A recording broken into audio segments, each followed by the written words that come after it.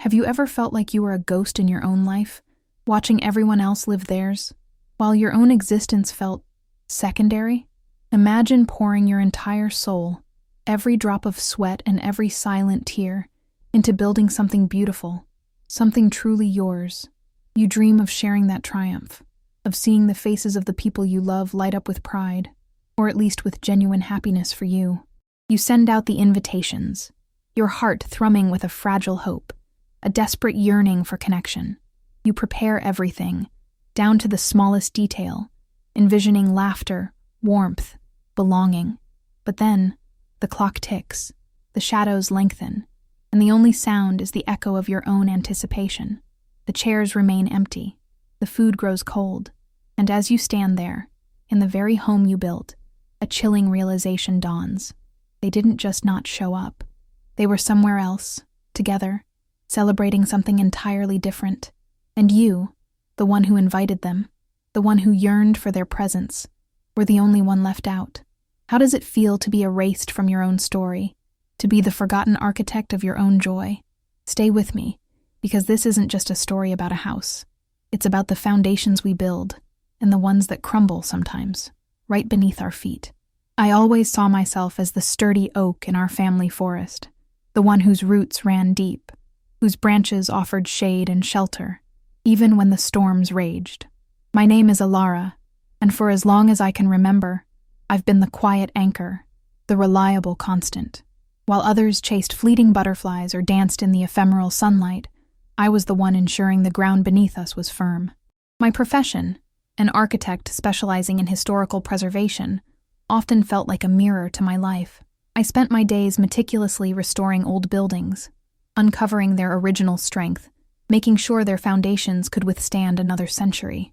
It's a job that requires patience, an eye for detail, and an unwavering commitment to what truly holds things together, not just what looks pretty on the surface. I understood the silent language of stress fractures, the subtle groan of a beam under too much weight, the delicate balance between beauty and structural integrity.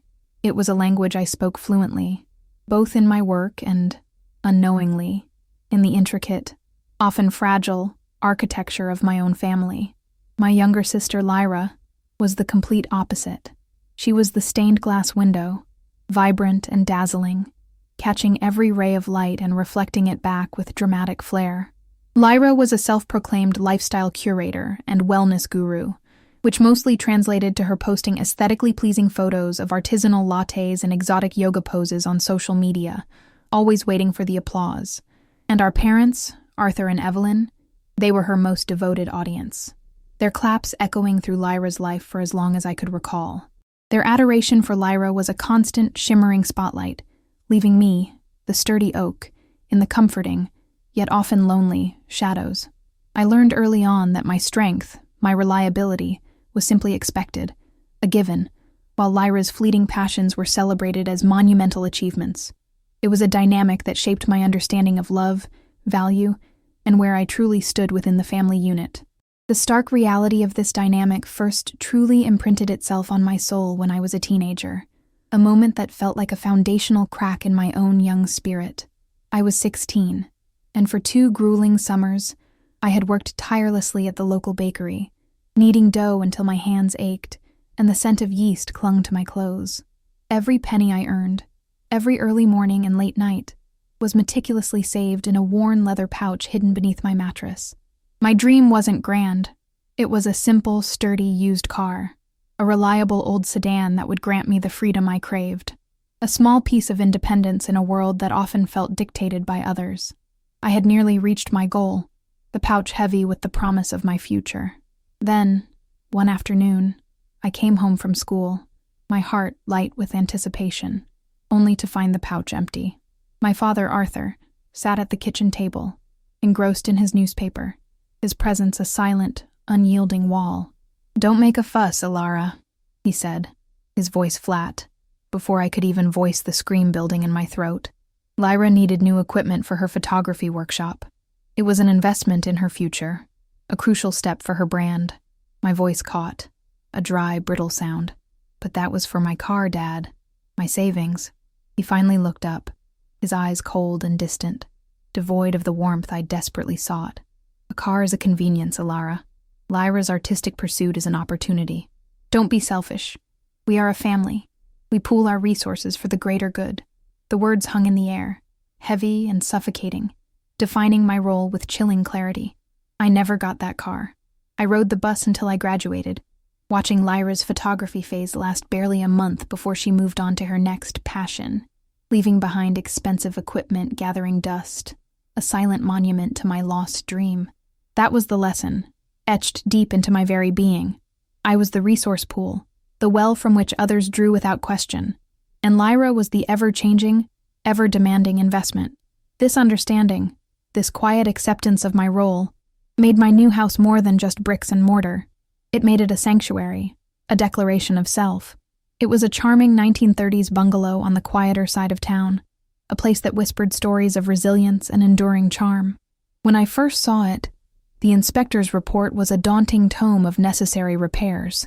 A leaky roof, a sagging porch, and hardwood floors buried under layers of ancient, musty carpet. But I didn't see the flaws. I saw the bones, the solid oak framing, the unyielding concrete foundation, strong and true beneath the superficial decay. It wasn't perfect, but it had potential, a deep, inherent strength that just needed someone to care about its core, not just its crumbling facade. I closed on the house 3 months ago, a moment that felt like a quiet revolution. There were no loans from my father, no co-signers from my mother, just 5 years of meticulous saving, of eating simple meals and working extra shifts, all for that down payment. When the title company handed me the keys, I walked into the empty living room, the silence a profound embrace. I sat on the dusty floor, and for the first time in my life I truly breathed. This was mine. Every creak, every shadow, every promise of future warmth belonged solely to me. It was a boundary, tangible and undeniable, a physical, legal, lockable declaration that this space, this foundation, was finally, irrevocably, my own. It was the first thing I owned that couldn't be raided, reallocated, or repurposed for Lyra's next grand endeavor. It was a quiet victory, a deeply personal triumph that resonated through every fiber of my being. The weeks that followed were a blur of sawdust, paint fumes, and the satisfying ache of physical labor. Every weekend, and many evenings after my demanding job, I poured myself into the house. I sanded those hardwood floors on my hands and knees until my back screamed in protest, revealing the rich, warm grain hidden beneath decades of neglect. I painted the walls a soothing sage green, a color that brought a sense of calm and renewal to each room. The porch swing, once groaning under the slightest weight, was meticulously repaired, now offering a gentle, welcoming sway. I wanted it perfect, not just for me, though a part of me certainly reveled in the beauty I was creating. Deeper down, in the quiet chambers of my heart, I wanted it perfect for them. I yearned to invite my family over for a housewarming, to finally hear my father say, "Good job, Alara. You've built something solid." I wanted to prove that the sturdy oak, the load-bearing wall, was worth looking at, worth appreciating, not just leaning on until it buckled. Last Tuesday, my fingers trembled slightly as I typed the message into our family group chat. I attached a photo of the newly painted front door, gleaming under the afternoon sun. Keys in hand, the place is finally ready. Housewarming barbecue this Saturday at 6 p.m. Aunt Clara is coming. I'm making my famous slow-smoked ribs. I watched the bubbles on the screen, my breath held tight in my chest. Lyra replied first, a single sparkling emoji. No words, no congratulations, just a detached, glittering symbol. Then, my mother, Evelyn. "We'll try, sweetie. It's been such a whirlwind week with Lyra's new digital detox retreat launch prep." My father, Arthur, left it on red. I told myself it was fine. Dad wasn't a texter.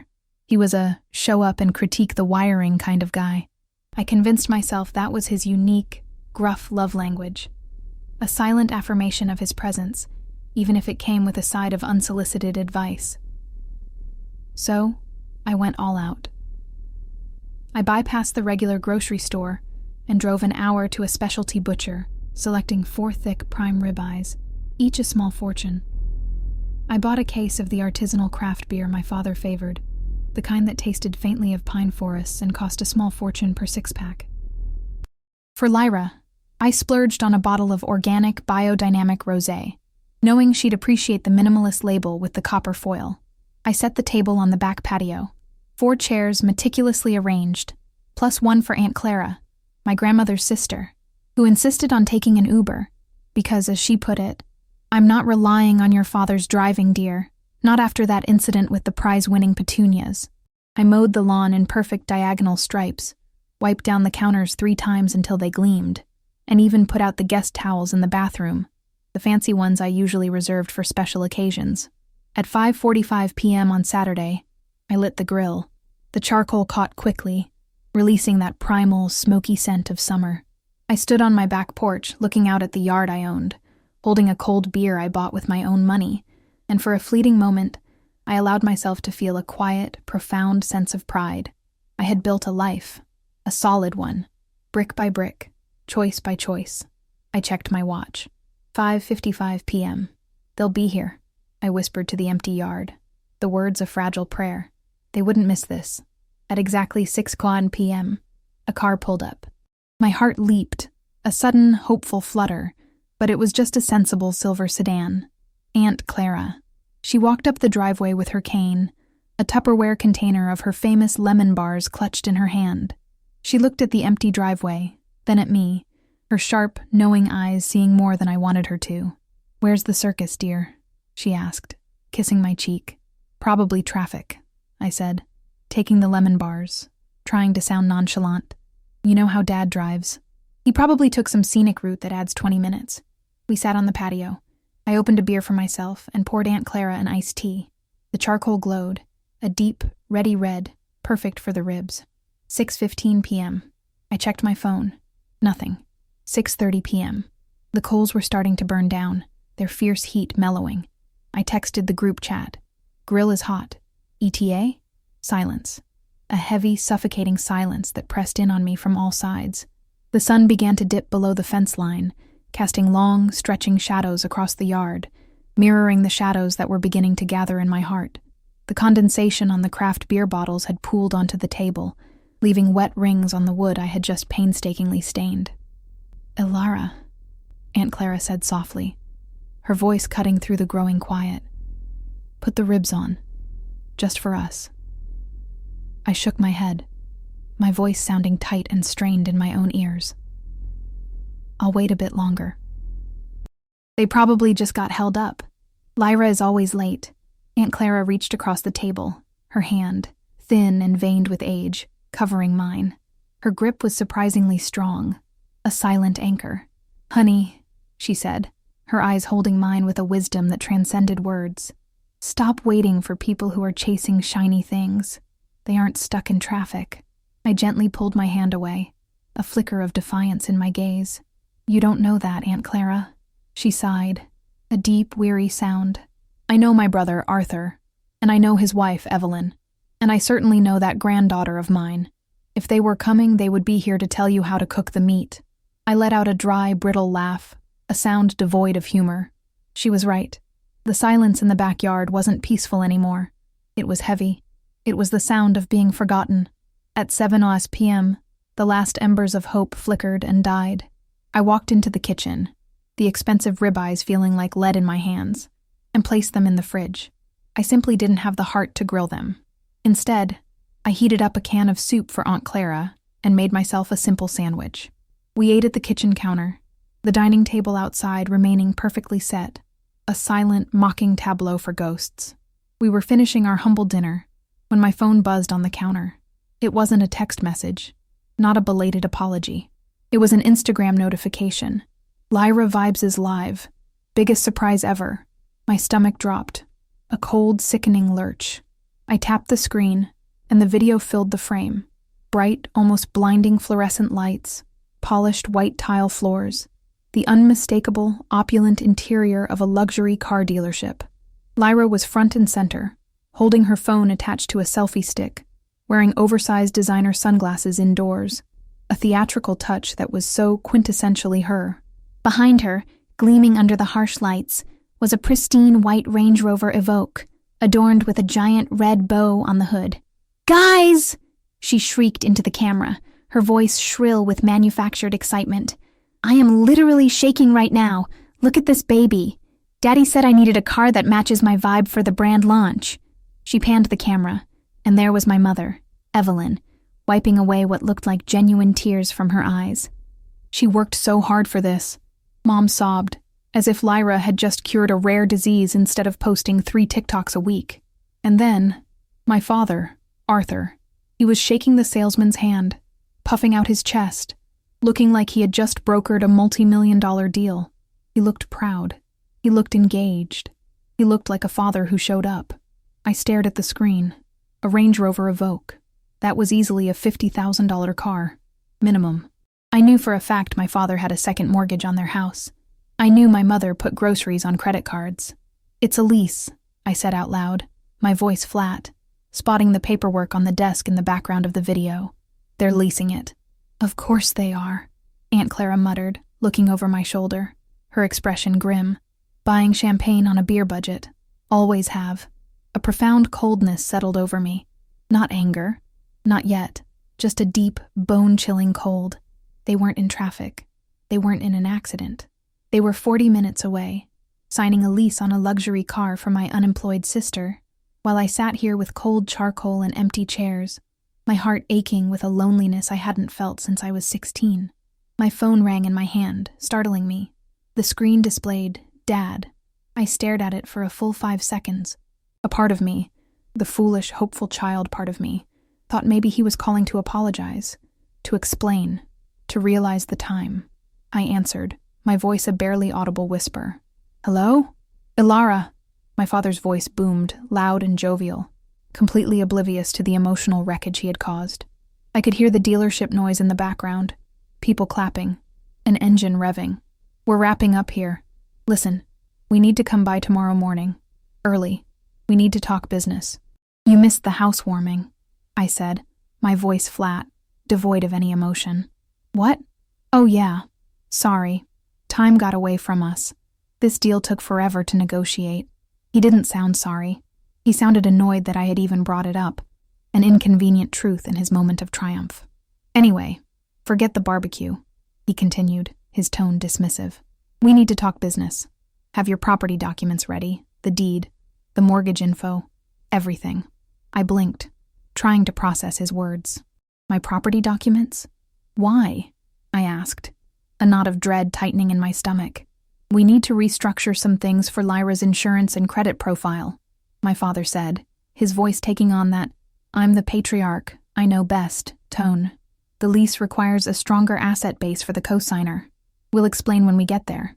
Be ready at 8 a.m. and have coffee made. Dad, Stop whining, Ilara. This is a family asset strategy. 8 a.m. Click. He hung up.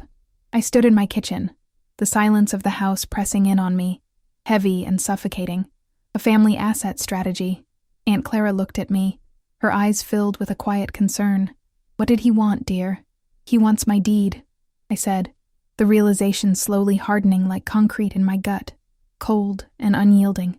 He wants to use my house to back Lyra's car. I didn't sleep that night. I spent the hours sitting in the dark living room, listening to the house settle around me. I heard the wind rattle the loose pane in the attic I hadn't fixed yet. I heard the refrigerator hum for the first time, a steady, comforting sound that usually brought a sense of peace. But tonight, it felt different. I didn't feel like the owner, the proud architect of my own space. I felt like a squatter, waiting for the landlord to kick me out, waiting for the inevitable invasion that would strip me of the one thing I had built for myself. The dawn arrived, not with a gentle glow, but with a violent honk that shattered the fragile quiet of the morning. It was 7:50 a.m. They were early. I looked out the window, my heart a cold, hard knot in my chest. The gleaming white Range Rover Evoque was parked sideways in my driveway, brazenly blocking my own modest sedan. Lyra hopped out, wearing a matching pastel tracksuit, her phone already in hand, filming the exterior of my house with an air of proprietary interest. My father's truck pulled in behind her, rumbling to a stop. He marched up the walkway, a thick leather folder clutched in his hand, looking like a general surveying conquered territory. My mother trailed behind him, carrying a bag of bagels, her expression of forced cheerfulness, as if she were arriving for a fun family brunch, completely oblivious to the emotional battlefield she was entering. I opened the door before they could even ring the bell, my face a mask of carefully constructed neutrality. "Surprise!" Mom chirped, attempting to hug me. I stepped back, my arms remaining rigidly at my sides. Her arms hit air, and her smile faltered slightly. "Coffee?" my father barked, brushing past me into the living room without waiting for an answer. He didn't wipe his boots, tracking mud onto the pristine hardwood floor I had sanded by hand, a small, deliberate act of disrespect that felt like a punch to the gut. "Shoes," I said, my voice sharp, but he ignored me, already heading towards the kitchen. "Kitchen table, let's go." They swarmed my house, their presence a chaotic, invasive force. Lyra didn't even offer a greeting. She walked straight past me, wrinkling her nose. "Ugh, it smells like wood in here, and old people."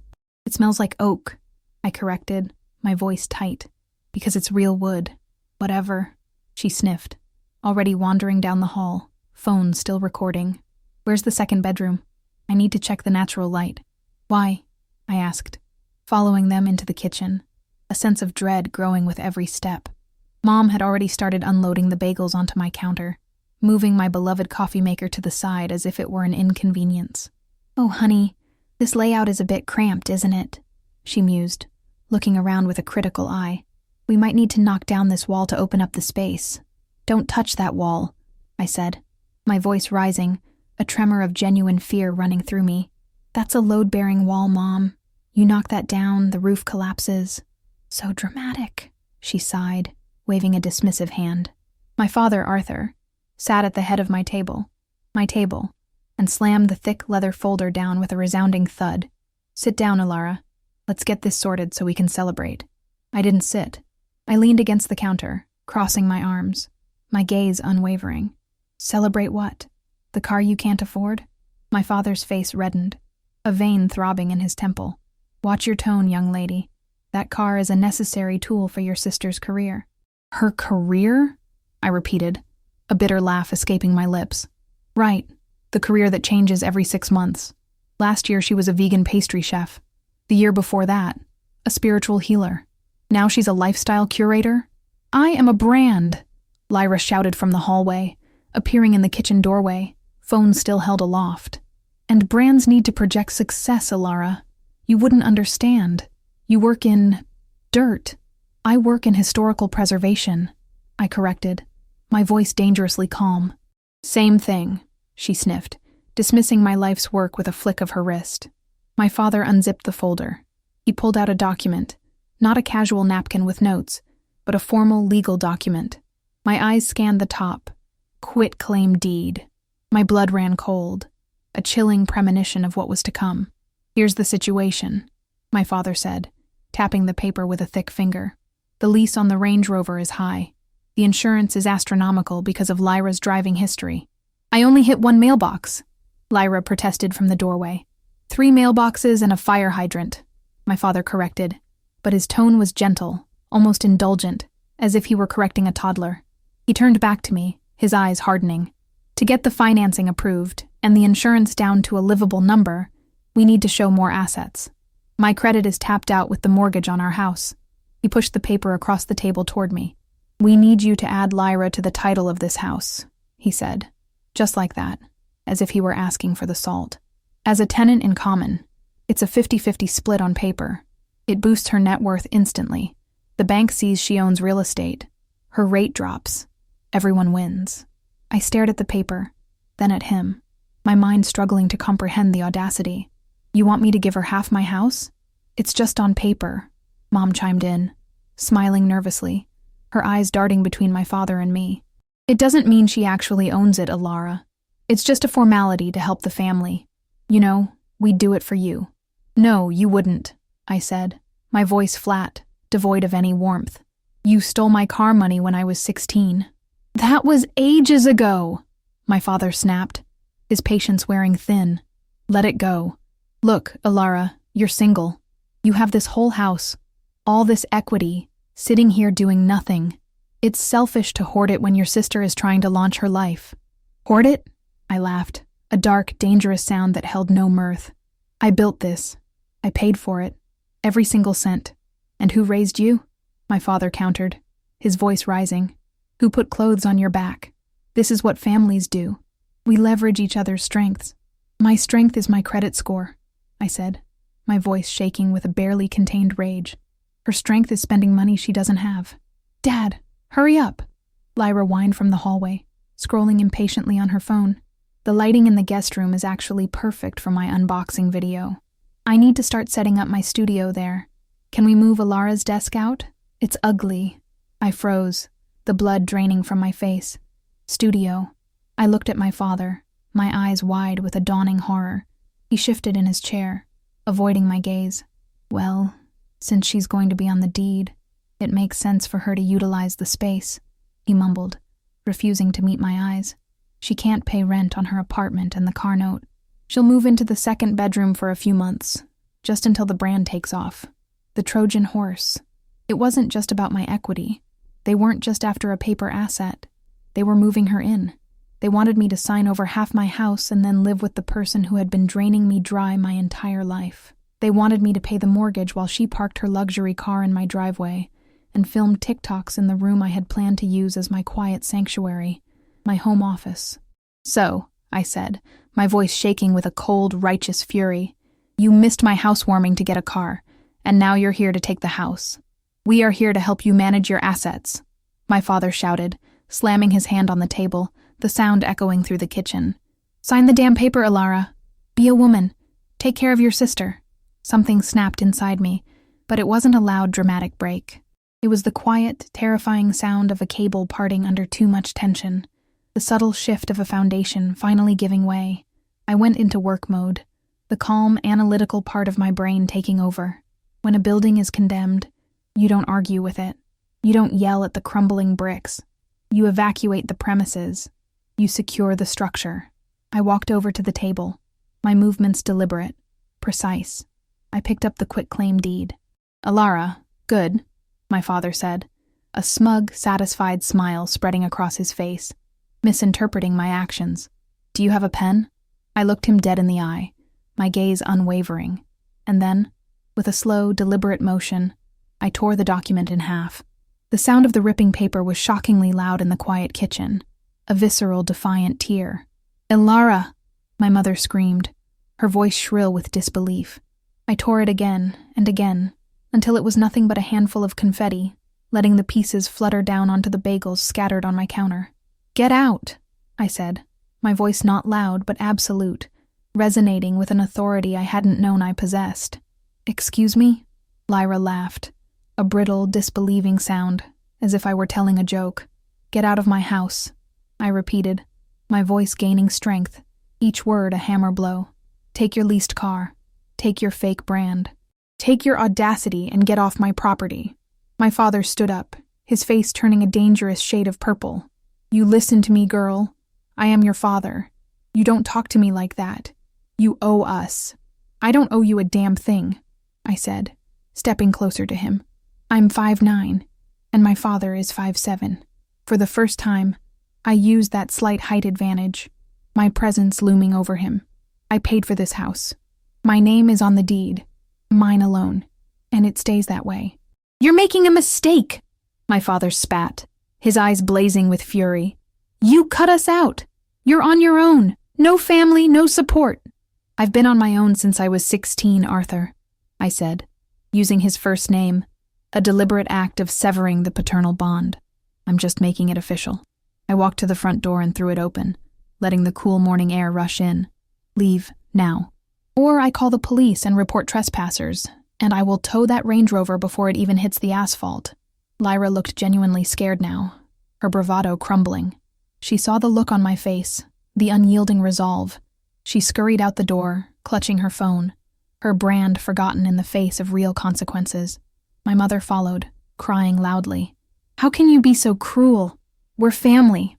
My father stopped in the doorway, his eyes burning with pure hatred, a look that pierced me to the core. You're a selfish, ungrateful little... Goodbye, Dad, I said, cutting him off, my voice steady. I slammed the door in his face, the sound echoing through the house like a final pronouncement. I threw the deadbolt, then the latch, securing my sanctuary. I stood there, listening to them screaming in the driveway, their voices fading as the Range Rover revved aggressively, followed by the screech of my father's truck tires on the gravel. And then, silence. A profound, liberating silence.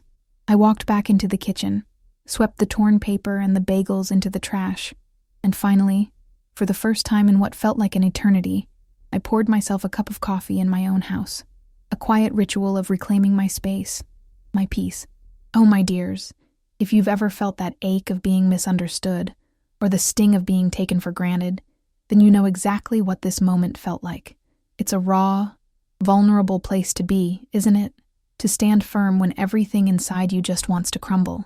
If this story is resonating with you, if you've ever had to draw a line in the sand for your own peace, please, hit that subscribe button. It truly means the world to me, and it helps this channel grow, allowing us to share more stories of resilience and finding our own strength. And I'm so curious, so deeply interested. Have you ever had to make a choice like this? To protect your boundaries, even from those you love? Share your thoughts, your own experiences, or even just a word of encouragement in the comments below. Your stories are so powerful, and they truly help all of us feel a little less alone. And if there's a particular kind of emotional journey or a theme you'd love to explore next, please let me know. Your suggestions inspire me more than you know. I thought kicking them out was the end of it, a definitive act that would bring closure. I was wrong. It was just the declaration of war. By Monday morning, the smear campaign had begun, a relentless assault on my character. I woke up to 20 missed calls from relatives I hadn't spoken to in years. Aunt Carol, Cousin David, people who didn't even know where I worked were suddenly leaving voicemails, their voices dripping with feigned concern and thinly veiled accusations, calling me a monster, ungrateful, cold-hearted. I checked social media, a grave mistake. Lyra had posted a storytime video, her eyes wide and glistening with what looked like carefully applied tears. She didn't name me directly, but she didn't have to. The title screamed, "Toxic Family Alert. My sister tried to sabotage my success because she's jealous of my shine." In the video, she claimed I had invited them over just to scream at them, to humiliate her. She sobbed, wiping her eyes delicately so as not to smudge her expensive mascara, alleging that I had promised to help her with the car and then cruelly pulled the rug out from under her. "She literally threw us out on the street," she wailed, her voice cracking with manufactured anguish. "I just wanted to bond with her. I wanted to share my success. But some women just can't handle a powerful, independent sister." The comments section was a brutal wasteland of vitriol. "Cut her off, Queen. She sounds like a narcissist. Don't let her negative energy dim your light." My mother, Evelyn, was playing the martyr, posting a picture of an empty bird's nest with the caption, "A mother's heart breaks when her children turn their backs on the nest. Prayers needed." I didn't respond. I didn't comment. I didn't defend myself. I knew, with a clarity born of years of experience, that engaging with them was like wrestling a pig in mud. You both get dirty, but the pig likes it. Instead, I blocked them. All of them. Mom, Dad, Lyra, Aunt Carol, Cousin David. I blocked their numbers. I blocked their social media profiles. I went digital ghost, severing every electronic tether that connected me to their toxic web. Then I focused on the physical structure, treating my house like a secure facility, a fortress of solitude. I spent Monday evening installing smart locks on every door. No more spare keys that could be copied or borrowed. My doors now opened only with my fingerprint or a code that I changed daily. A small but significant act of reclaiming control. I installed Ring cameras at the front door, the back door, and overlooking the driveway, creating an unblinking digital sentry. I called the 3 major credit bureaus and froze my credit, putting a pin on everything, a protective shield against any potential financial sabotage. Then I went to the county clerk's office. I filed a fraud alert on my property title. This meant that if anyone, say, a desperate father with a thick leather folder, tried to file a quitclaim deed with a forged signature, the clerk was legally required to call me and verify it in person with ID. "Family trouble?" the clerk asked, her voice gentle, as she stamped my form. "You have no idea," I said, a weary smile touching my lips. On Wednesday, the Trojan horse returned. I was at work, reviewing a blueprint for a new community center, when my phone buzzed. A text from a number I didn't recognize. "Ilara, it's Mom. I'm borrowing Aunt Carol's phone since you blocked me. Very immature, by the way. Listen, I left my favorite silk scarf at your place on Sunday. It was a gift from your grandmother. I'm in the neighborhood. Just leave the spare key under the mat. I'll run in and grab it. Love you." I stared at the phone, a bitter laugh escaping me. There was no scarf. I had meticulously cleaned the house. There was nothing left of them but bad vibes. "Nice try," I muttered, not bothering to reply. But 10 minutes later, my Ring app notified me. Motion detected at front door. I opened the live feed. There was Mom's SUV and Lyra's Range Rover. They walked up to the porch. Mom looking around nervously. Lyra carrying a box. Not a small box for a scarf, but a large moving box labeled Studio Lighting. They went straight for the doormat. Mom lifted it up. Nothing. "He didn't leave it," Mom said, her voice clear on the camera's microphone, oblivious to being recorded. "Try the code," Lyra said, her voice impatient. "Try her birthday." Mom punched numbers into my keypad. Beep, beep, beep. Buzz. Red light. "Try 1, 2, 3, 4, Lyra suggested, her tone dripping with sarcasm. "She's an architect, Lyra. She's not an idiot," Mom snapped, trying another code. "Maybe the year I graduated." Buzz. Lyra kicked the door, a frustrated grunt escaping her. "This is ridiculous. I have a brand deal due on Friday. I need that room." "We'll call a locksmith," Mom said, reaching for her phone. I pressed the talk button on my app, my voice booming out of the doorbell speaker, startling them both. "Get away from my door." Mom jumped 3 feet in the air, a yelp escaping her lips. Lyra dropped her box, the sound of plastic clattering on my porch. "Ilara." Mom looked at the doorbell, squinting, trying to make sense of the disembodied voice. "Ilara, honey, open up. We just need to—" "I am recording this," I said, my voice calm and metallic through the speaker, devoid of any emotion. "You are trespassing. If you are not off my property in 60 seconds, I am sending this video to the police. And Lyra, if you kick my door again, I will sue you for damages." "You wouldn't dare!" Lyra screamed at the camera, her face contorted in a mixture of rage and disbelief. "Try me," I said, my voice chillingly even. 59, 58. Mom grabbed Lyra's arm, her face pale with fear. "Come on, let's go. She's crazy. She's selfish," Lyra shrieked, flipping off the camera with a dramatic flourish. They dragged the box back to the car, their movements clumsy and hurried. I watched them peel out of the driveway, the Range Rover's tires spitting gravel. I saved the video. I named the file evidence1.mp4. I knew my father, Arthur. I knew that shame, or rather, the threat of public exposure and legal consequences, was the only weapon that truly worked on him. I called my friend, Marcus, a lawyer I had gone to college with, specializing in property disputes. I sent him the ring footage. I sent him the text messages. I told him about the attempted deed transfer. "Write it up, Marcus," I said, my voice firm. "The strongest cease and desist you can draft." On Friday, a courier delivered a formal cease and desist letter to my parents' house. It outlined everything: the trespassing, the attempted fraud with the deed, the harassment, the defamation on social media. It stated clearly that any further attempts to contact me or access my property would result in a restraining order and a lawsuit for damages. It was the nuclear option, a final, irrevocable severing of ties. But with a load-bearing wall, if the foundation is rotten, you don't patch it. You cut it out, completely and without hesitation, to save the entire structure. The effect was instant. The flying monkeys, the relatives who had been calling, stopped. The texts stopped. Lyra deleted her storytime video, probably because Marcus's letter explicitly mentioned defamation and potential legal action. The silence that followed wasn't heavy like the silence at the barbecue. It was clean.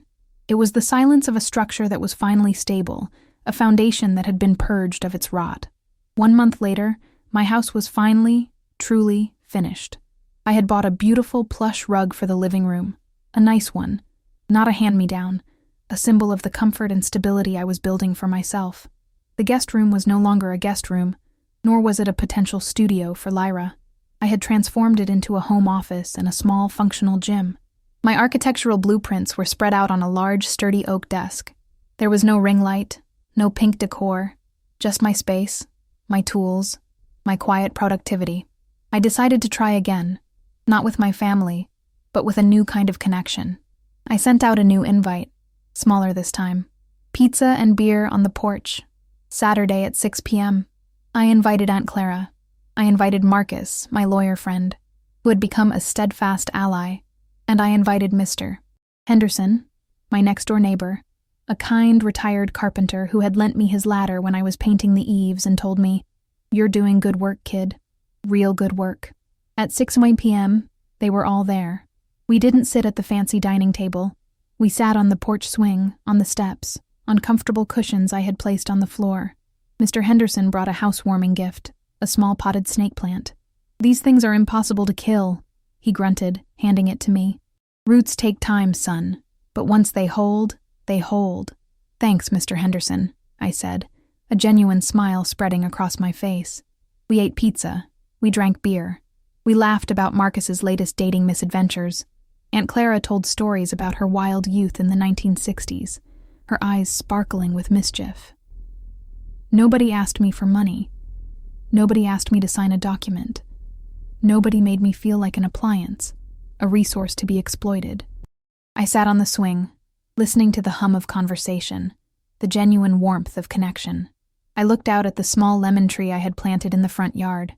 It was still young, but it was growing, its leaves a vibrant green, promising future fruit. I pulled out my phone one last time, a final, symbolic act. I went to Lyra's Instagram. She had posted a photo of herself in the Range Rover, but I noticed the location tag wasn't a trendy club or an exotic retreat. It was the driveway of her friend's apartment complex. The caption read, "Sometimes you have to cut out toxic people to grow. New beginnings, wine hustle." I noticed a new comment from my father, Arthur. "So proud of you, sweetie. We'll figure out the payment next month." I smiled. Not a bitter smile, but a free, unburdened smile. I tapped the button. Unfollow. Then I put the phone in my pocket and grabbed another slice of pizza. My house isn't empty. It's fortified. It's mine. And for the first time in 32 years, the foundation isn't cracking under the weight of someone else's expectations. The weeks that followed the unfollow button felt like a slow, deliberate exhale I hadn't realized I was holding for decades. The air in my home, and indeed, in my own lungs, felt lighter, cleaner. The absence of their drama, their demands, their constant need for me to be something other than myself, was a profound relief. It wasn't just the physical quiet. It was the mental and emotional space that opened up, allowing me to hear my own thoughts, my own desires, for the first time without the incessant static of their expectations. I started spending my evenings truly living in my house, not just working on it. I read books in the living room, the soft lamplight illuminating the pages, the silence broken only by the gentle creak of the old house settling around me. I cooked elaborate meals, not for an audience, but for the sheer joy of creation, savoring every bite. My work, too, seemed to flourish in this newfound peace. Without the constant emotional drain, my focus sharpened, my creativity flowed more freely. I found myself tackling complex preservation projects with renewed vigor, seeing the beauty and potential in crumbling structures with an even keener eye. It was as if by shoring up my own internal foundations, I had become even better at shoring up the physical ones. Marcus, my lawyer friend, called occasionally, just to check in. "Any more flying monkeys, Alara?" he'd ask, his voice laced with genuine concern. "No, Marcus," I'd reply, a small smile playing on my lips. "The skies are clear. The fortress holds." He'd chuckle, and we'd talk about other things, about his latest case, about my latest architectural challenge, about the simple, everyday rhythms of lives, unburdened by manufactured drama. Aunt Clara became a regular visitor, her wisdom a comforting balm to my soul. She'd come over for tea, sitting on my newly repaired porch swing, watching the lemon tree grow. "You know, dear," she'd say, her eyes twinkling, "some trees need to be pruned, even if it feels harsh. It's for their own good, to let the light in, to encourage new growth." Her words resonated deeply, echoing the very essence of what I had done. She never explicitly mentioned my parents or Lyra, but her quiet understanding, her knowing glances, spoke volumes.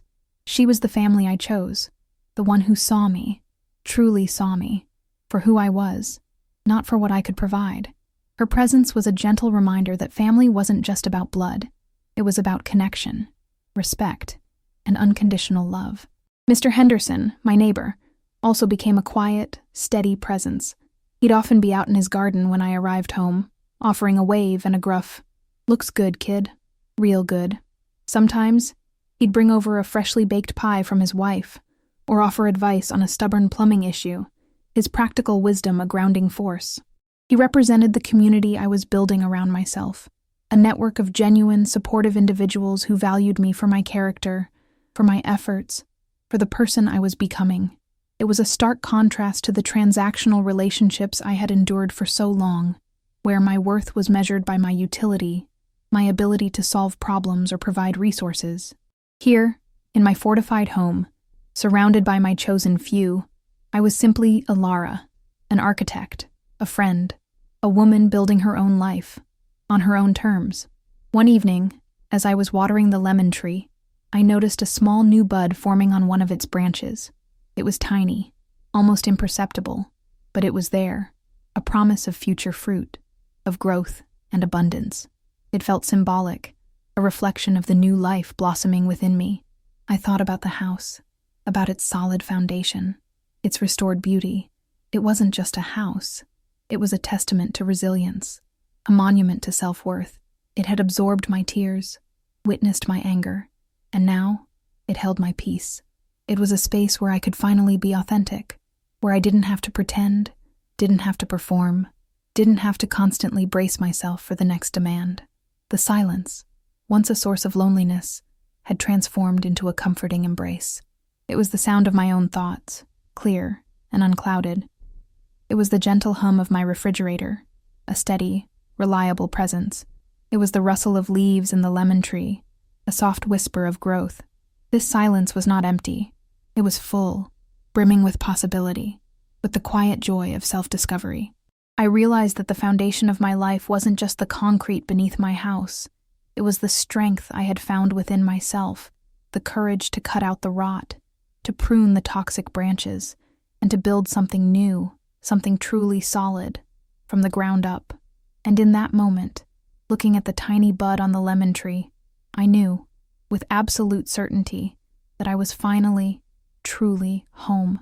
The journey of rebuilding, both my home and my spirit, wasn't without its lingering shadows.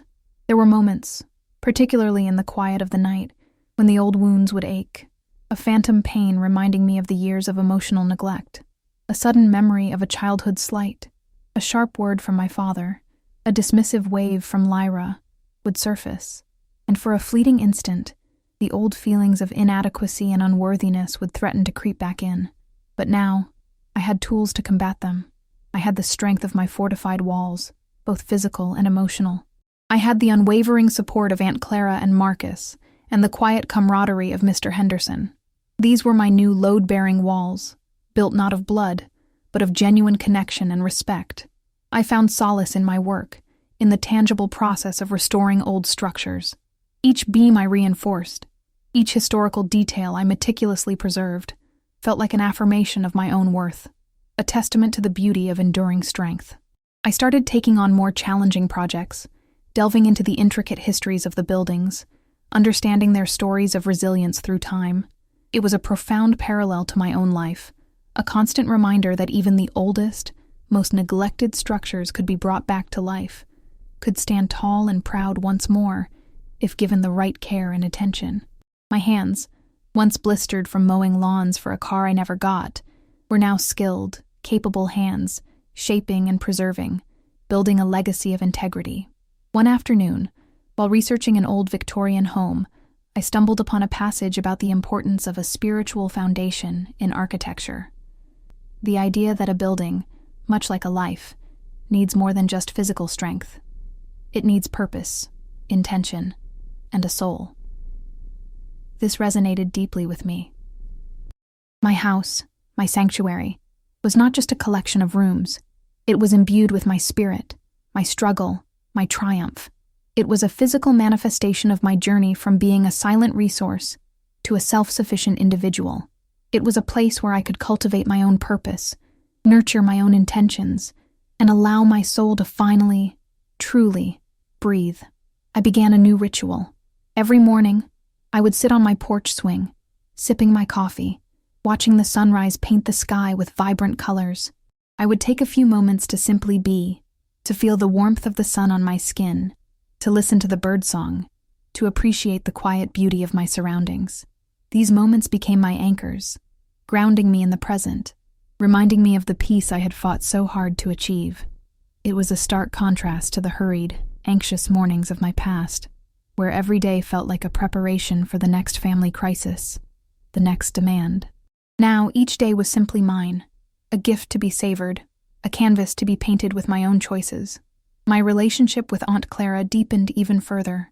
She shared stories of her own life, of choices she had made, of boundaries she had to set, sometimes with great difficulty. She spoke of the quiet strength of women in her generation, who often had to fight battles unseen, unheard, simply to claim a small piece of themselves. Her stories were not just anecdotes. They were lessons, echoes of a shared human experience, reminding me that I was not alone in my struggles, that the path of self-preservation was a timeless one, walked by many before me. Her wisdom was a gentle, guiding light, illuminating the path forward. And sometimes, I would catch a glimpse of Lyra's social media, not by actively seeking it out, but through a mutual friend's post, a fleeting image. She was still posting, still curating her brand, but there was a subtle shift. The locations were less glamorous, the smiles a little more strained.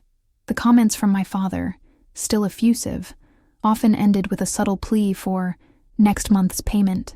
It was a quiet vindication, not of malice, but of the inevitable consequences of their choices. I felt no joy in their struggles, only a quiet confirmation that I had made the right decision for myself.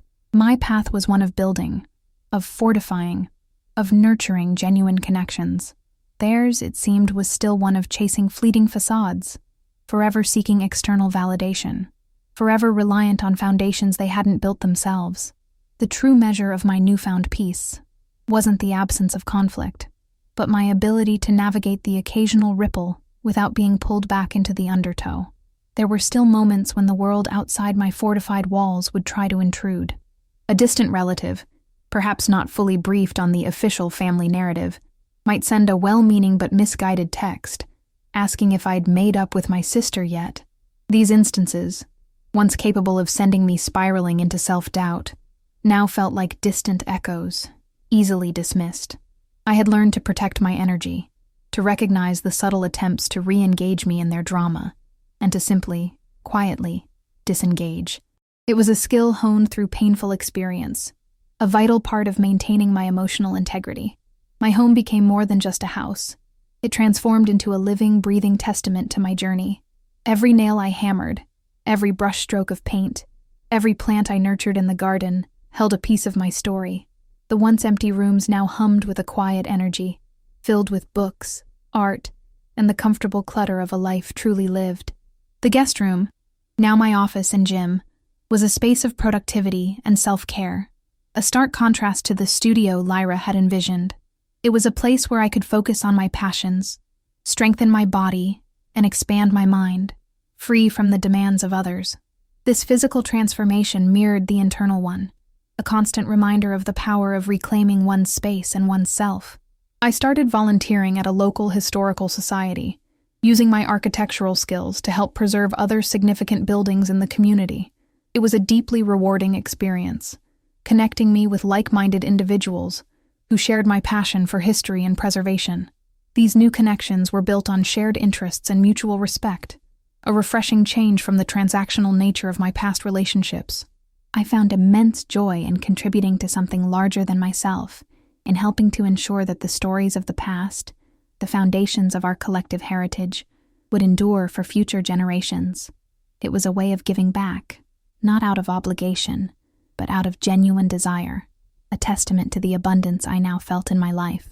The lemon tree in my front yard continued to thrive, its branches growing stronger, its leaves a deeper green. One sunny morning, I noticed the first tiny lemons beginning to form, small green orbs promising a future harvest. It was a simple sight, yet it filled me with a profound sense of accomplishment and hope. The tree, like me, had taken time to establish its roots, to weather the storms, and now it was bearing fruit. It was a beautiful metaphor for the slow, steady process of healing and growth, a reminder that patience and perseverance eventually yield their own sweet rewards. I imagine making lemonade from those lemons, a simple pleasure, a taste of the life I had cultivated for myself. Aunt Clara, ever observant, remarked on the change in me. "You're glowing, dear," she said one afternoon, her eyes crinkling at the corners. "You found your own light, haven't you?" Her words brought a warmth to my chest, a quiet affirmation that my efforts had not gone unnoticed, that the transformation was visible to those who truly cared. It wasn't about external validation anymore, but her recognition felt like a gentle blessing, a confirmation that I was on the right path. She understood the quiet battles, the unseen struggles, and her approval was a testament to the strength she saw in me, a strength I was finally learning to see in myself. The silence in my house was no longer just a lack of noise. It was a symphony of peace. It was the gentle hum of the refrigerator, the soft rustle of the curtains in the breeze, the distant chirping of birds. It was the sound of my own heart beating steadily, calmly, no longer racing with anxiety or anticipation of conflict. This was the sound of freedom, the sound of a life truly lived on its own terms. My house, my sanctuary, was not just a place where I lived. It was a reflection of the woman I had become, strong, resilient, and finally, truly, at peace. The foundation was solid, the structure fortified, and the future, for the first time, felt entirely, beautifully, my own. As the seasons turned, so too did the landscape of my inner world. The initial sting of betrayal had faded, replaced by a quiet understanding, a profound acceptance of what was. I no longer harbored resentment, nor did I dwell on what could have been. Instead, my focus shifted entirely to what was. The vibrant life I was actively building, brick by emotional brick. My mornings on the porch swing became a sacred ritual, a time for reflection and gratitude. I'd watch the sun climb higher, casting long shadows across my thriving lemon tree, and feel a deep sense of contentment settle over me. This wasn't the fleeting happiness of external validation. It was the enduring joy of self-possession, of knowing I was the architect of my own peace. My professional life continued to flourish. I was invited to speak at architectural conferences, sharing my expertise on sustainable preservation. It was exhilarating to connect with peers who valued my knowledge and respected my contributions. These interactions were a stark contrast to the dismissive attitudes I'd grown accustomed to in my family. Here, my voice was heard, my ideas celebrated, and my dedication acknowledged. It was a powerful affirmation that my sturdy oak qualities, once overlooked, were indeed valuable, not just for propping up others, but for contributing meaningfully to the world. This professional success wasn't about proving anything to my family. It was about realizing my own potential, independent of their narrative. I even started a small community garden project with Mr. Henderson and a few other neighbors. We transformed a neglected patch of land into a vibrant space filled with vegetables and flowers. It was a simple act, yet deeply symbolic. We were cultivating growth, nurturing life, and building community, all through shared effort and mutual respect. There were no hidden agendas, no demands for resources, just the pure joy of working together towards a common, beautiful goal. These were the true family assets I now valued. The bonds forged through genuine connection, the shared laughter over a bountiful harvest, the quiet satisfaction of collective creation. Aunt Clara, with her keen insight, often observed these changes. "You've truly come into your own, Alara," she'd say, her eyes twinkling. "It's a beautiful thing to witness." Her words were like gentle rain on parched earth, nourishing and affirming. She understood that true strength wasn't about being unyielding, but about knowing when to bend, when to break free, and when to plant new roots. She shared stories of her own resilience, of how she navigated her life with grace and unwavering spirit, even when faced with her own challenges. Her life was a testament to the power of inner fortitude, a legacy I now felt proud to carry forward in my own way. The quiet moments in my home became increasingly precious. I found myself lingering over my blueprints, not with the anxiety of impending deadlines, but with a creative flow that felt effortless and joyful. The second bedroom, now my dedicated office, was a haven of inspiration. The sunlight streamed through the window, illuminating my desk, a space where ideas took shape and dreams found their form. It was a far cry from Lyra's vision of a studio for fleeting social media trends. This was a space of substance, of genuine creation, a reflection of the authentic life I was building. And as for my biological family, they remained a distant echo. Occasionally, a post from Lyra would surface on a friend's feed, a new wellness retreat that seemed suspiciously similar to her last, a new brand partnership that felt hollow. The comments from my parents were still there, still effusive, still laced with subtle anxieties about financial obligations. I felt no anger, no bitterness, just a quiet sense of detachment. Their story continued, but it was no longer intertwined with mine. My narrative had diverged, taking a path of authenticity, resilience, and genuine connection. My house stood strong, its foundation uncracked, a beacon of the life I had chosen, a life built on solid ground, finally, truly, my own. The final piece of my journey, the true culmination of my emotional and spiritual reconstruction, was the realization that forgiveness wasn't about them. It was about me. It wasn't about excusing their actions or inviting them back into my life. It was about releasing the heavy burden of anger and resentment that I had unknowingly carried for so long. It was about understanding that their choices stemmed from their own limitations, their own insecurities, and their own inability to see beyond the superficial. This understanding brought a profound sense of liberation, allowing me to fully step into the light of my own peace, unclouded by the shadows of the past. My home, once a symbol of defiance, had transformed into a sanctuary of grace. It was a place where I could practice self-compassion, where I could nurture my spirit, and where I could simply be without judgment. The walls, once fortified against invasion, now embraced me with warmth and security. The quiet hum of the house was a lullaby of contentment, a constant reminder that I had built not just a structure, but a haven for my soul. This was the true meaning of a dream home, not just a beautiful space, but a place where my spirit could thrive, unburdened and free. I continued my work in historical preservation, finding deeper meaning in each project. I saw the resilience of human spirit reflected in the enduring architecture, the stories of generations etched into stone and wood.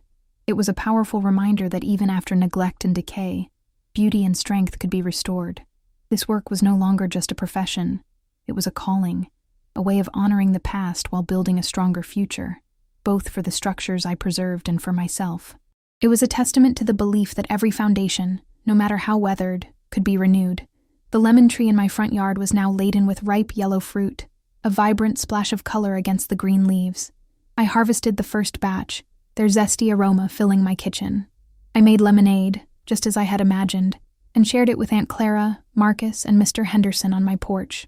Their laughter, their genuine smiles, and the simple joy of shared moments filled my heart with a warmth that surpassed any material possession. This was the true wealth I had accumulated, not in equity or assets, but in authentic connection, in the richness of chosen family, and in the sweet taste of a life cultivated with love and intention. Aunt Clara, watching me pour the lemonade, offered a final, profound observation. "You know, Alara," she said, her voice soft but clear, "the strongest foundations aren't always the ones you inherit. Sometimes the strongest ones are the ones you build yourself, brick by brick, with your own hands and your own heart." Her words resonated deeply, a perfect summary of my journey. I had built my own foundation, not just for a house, but for a life. It was a foundation of self-respect, resilience, and unwavering authenticity. And so, my story continues, not with a dramatic ending, but with an open, hopeful horizon. My house stands, a testament to the woman who built it, a beacon of strength and peace. The past is a lesson learned, the future a canvas waiting to be painted. I am Alara, the architect of my own life, the keeper of my own peace, and the sturdy oak in my own flourishing forest. The silence in my home is no longer a reminder of what I lost, but a celebration of what I found. myself. And as I sit on my porch swing, sipping my lemonade, I often wonder, what foundations are you building in your own life? What structures are you fortifying? And what new growth are you nurturing? The answers I've learned are always within us, waiting to be discovered.